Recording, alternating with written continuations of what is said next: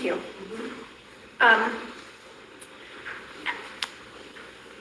So this goes to you first.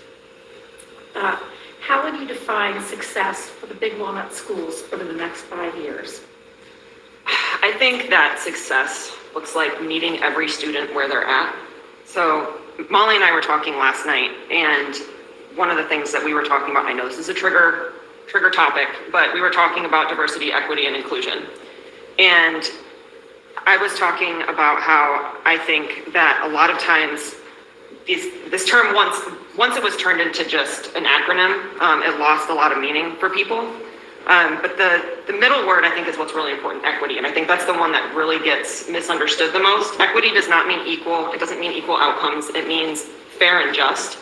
And the way I look at it is when you're a parent and you have more than one kid, each of your children has different needs. And you don't treat them all the same. You meet each of them where they're at. You give them support where they need it. You lift them up. If they don't need extra attention or want to be left alone, and this other one needs it, like you switch off and on. And as a parent, I want my child to have the same kind of attention at school as what I would give them at home. So as far as like equity goes, you're going to have some kids who have an IEP. You're going to have some kids who have a WEP.